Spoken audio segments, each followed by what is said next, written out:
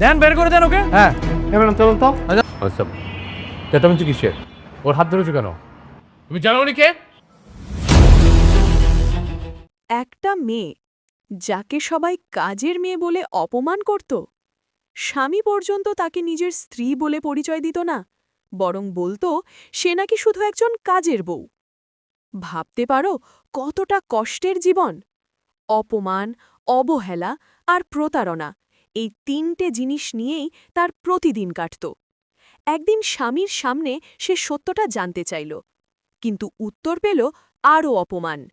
স্বামী বলল, তুমি আমার জীবনে কিছুই না। এই কথাটা তার জীবন পুরো বদলে দিল। ঠিক তখনই তার জীবনে আসে একটা অদ্ভুত ঘটনা। একজন লোক এসে তাকে একটা কার্ড দিল আর বলল, এই কার্ডে আছে ১,০০০ কোটি টাকা, সবকিছু তোমার নামে। প্রথমে সে বিশ্বাস করতে পারেনি।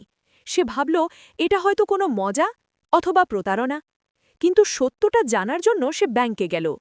ব্যাংকে যাওয়ার পর যা হলো তা তার জীবনের সবচেয়ে বড় অপমান। তার পোশাক দেখে, তার কথা বলার স্টাইল দেখে সবাই তাকে ফকির বলে তাড়িয়ে দিতে চাইল। কেউ বিশ্বাসই করল না যে তার কাছে ১,০০০ কোটি টাকার কার্ড থাকতে পারে। এমনকি তার স্বামীও তাকে অপমান করে বলল, তুমি এসব নাটক করো না। কিন্তু মেয়েটা হাল ছাড়েনি। সে বলল, আজ আমি সত্যটা জেনে তবেই এখান থেকে যাব। কয়েক মিনিট পর হঠাৎ ব্যাংকে ঢুকে একজন বড় অফিসার। আর তার কথা শুনে সবাই অবাক। তিনি বললেন, আপনারা জানেন উনি কে? উনি এই কোম্পানির আসল মালিক। মুহূর্তের মধ্যে সব কিছু পাল্টে গেল। যে মেয়েটাকে সবাই অপমান করছিল, সেই মেয়েটার সামনে সবাই মাথা নিচু করে দাঁড়িয়ে গেল। ব্যাংকের সবাই তাকে ম্যাডাম বলে ডাকতে শুরু করল।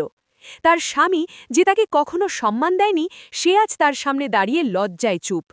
এরপর শুরু হলো তার নতুন জীবন। সে আর সেই আগের অসহায় মেয়ে না, সে এখন একজন শক্তিশালী নারী। কিন্তু প্রশ্ন হল, সে কি তার স্বামীকে ক্ষমা করবে নাকি নতুন জীবন শুরু করবে? আর তার আসল পরিবার কে? এই রহস্য জানার জন্য ভিডিওটা শেষ পর্যন্ত দেখুন, কারণ এই গল্পের শেষটা আপনাকে কাঁদাবে।